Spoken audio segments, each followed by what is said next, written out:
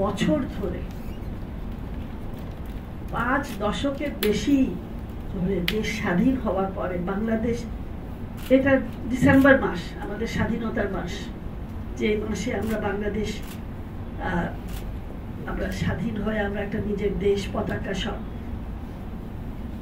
পেতে পেরেছি।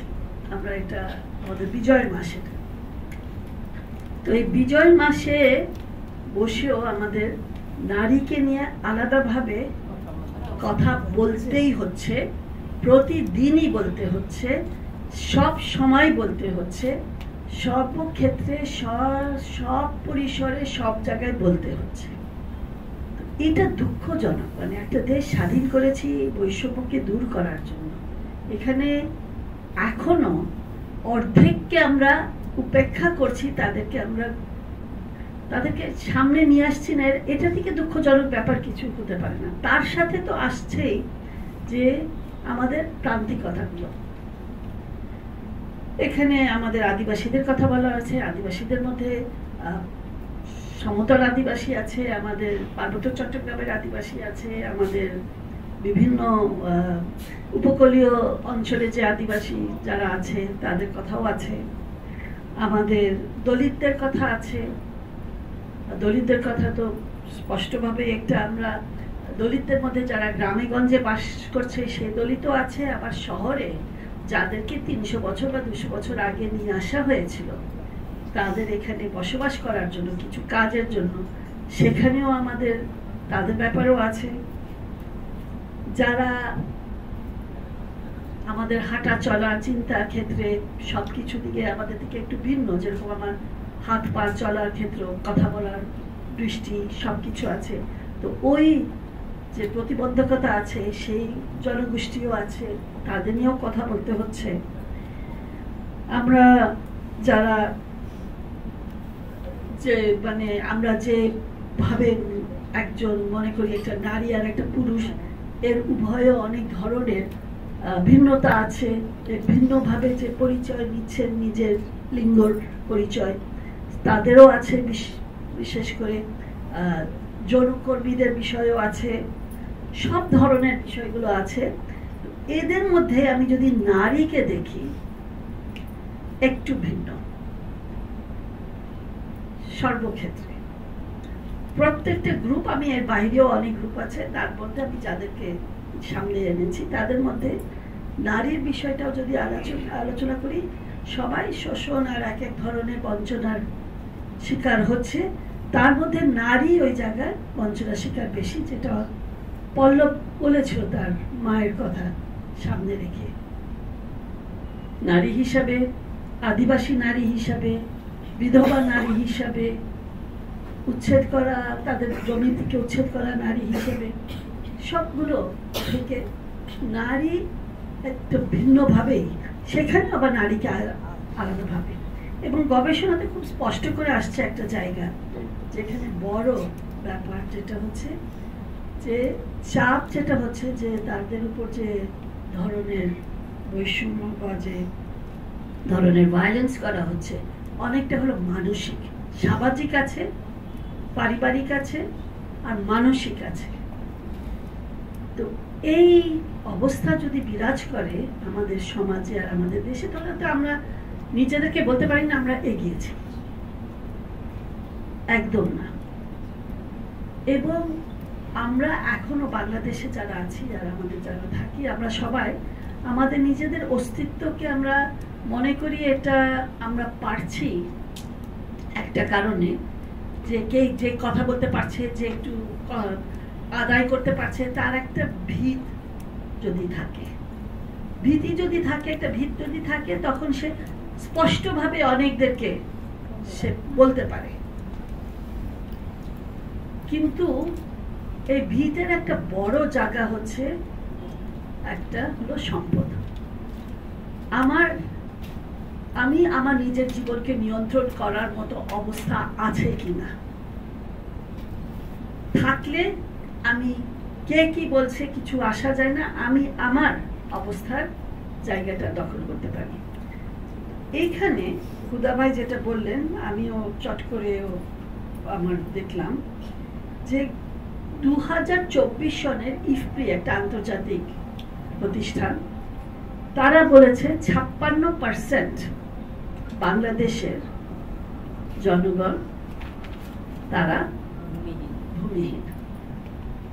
এবং বাংলাদেশের নিজের বাংলাদেশ ব্যুরো অফ স্ট্যাটিস্টিক্স, যেটা বিবিএস আমরা যদি পরিসংখ্যান ব্যুরোরও যে তথ্য আছে সেখানে কিন্তু ওটা 2019-এ 40% যারা কৃষির সাথে জড়িত তাদের কোনো ক্রমেই কোনো বিন্দু মাত্র জমি নাই। যারা কৃষির সাথে জড়িত, এটা হলো বিবিএস, ইফপ্রি হচ্ছে আন্তর্জাতিক, আর বিবিএস হলো আমাদের বাংলাদেশের সরকারের। তারাও বলছে যে কৃষির সাথে জড়িত যে পরিবারগুলো আছে তাদের, এখন এর মধ্যে আমরা যদি নারী দেখি তাহলে তো 80%-এর উপরে চলে যাবে, বা তারও বেশি। আমার মনে হয় আমাদের যে বিষয়টা হচ্ছে যে যখন আমি প্রথম গ্রামে গিয়ে কাজ করতে শুরু করলাম 70 দশকে, তখনই ভূমি বিষয় আমার কাছে বিরাট করে একটা বিষয় চলে আসলাম, তো ভূমিহীন কৃষকদের সাথেই কাজ করছিলাম। সেখানে দেখলাম নারীদের বিষয়, তো ভূমিদের বিষয় তো উপেক্ষিত হয়, তারা কিছু পায় না, তাদেরকে সব দিক থেকে বঞ্চিত করা হয়, কিন্তু নারীর বঞ্চনা আরো বেশি, সামাজিকভাবে, পারিবারিকভাবে, সব দিক দিয়ে, মানসিকভাবে, আইনগতভাবে। আইন যদিও নীতি আমাদেরকে জানিয়েছে, আর সত্যিকারের আইন, সংবিধান আমাদেরকে সব সমান অধিকার দিয়েছে, তারপরেও বাস্তবায়ন আর এটাকে ব্যাখ্যার বিশ্লেষণ, কিভাবে কোর্ট দেখে একজন নারীকে, আইনের প্রয়োগটা কিভাবে সে বিশ্লেষণ করে রায় দেবে, তার চিন্তায় ওই পিতৃতান্ত্রিক চিন্তা চলে আসে, পুরুষতান্ত্রিক মানসিকতা, এবং নারীকে সব সমানভাবে দেখে না।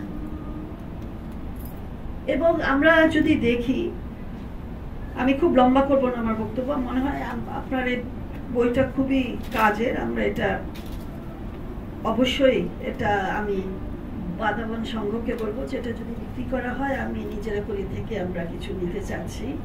আর এটা বাংলা হবে কিনা, বাংলা হলে তাহলে আমাদের প্রত্যেকটা মাঠে আমরা এটা পাঠাতে পারি, বিশ্লেষণ করতে পারি, আমাদের কাজ করতে পারি। আমাদের জামালপুরের ভাই যেটা বলেছে যে অনেক নারী কথা বলেন না, জানে না, সচেতন না, বললেও তারা কোনো অ্যাক্ট করতে চায় না, কিন্তু আপনারা অনেকেই বলেছেন যে আমরা কিন্তু যাই। পার্থক্যটা কি? যে আমি যদি বলে দিই যে তুমি, তোমার এই অধিকার আছে, সে করবে না, আমার কথা শুনবে কখন? সে যখন নিজের উপর তার আস্থা আসে। আর নিজেদের উপর আস্থা আসার জন্য সংগঠন ছাড়া আর কোনো উপায় নাই। সংগঠন সংগঠিত ভাবে, জোর ভাবে আমরা যদি একটা দলবদ্ধ ভাবে বলি, শক্ত ভাবে, তাহলে আমরা কিন্তু, আমার সম্পদ নাই, আমি সাহসটা পাই। আমি আমার সাথে 40 জন, 50 জন, 1000, 10,000, 50,000 সাথে থাকলে আমি যদি জানি, আমার শক্তিটা বাড়ে। এইটা আমাদের সবার অনেক বেশি করতে হবে। আমরা এটা করলে কেন, আমরা দেখেছি যে আইনের জন্য বললেও আইন বদলায় না, আইন বদলালেও এটা প্রয়োগ হয় না, বাস্তবায়ন তো দূরের কথা, কিছুই হয় না। তো আসলে সচেতনতার দরকার, কিন্তু সংগঠন তার সাথে সাথে, শুধু সচেতন হয়ে সংগঠন ছাড়া তাহলে কিন্তু হবে না। তো আমাদের সংগঠনটা সবচেয়ে বেশি করতে হবে। এবং আমি এই তো নিজেরা করিতেই আমার 45 বছর হয়ে গেছে, আর তার আগে তো আমার 52-53 বছর, না 51-52 বছর হয়ে গেছে এই কাজ করতে করতে।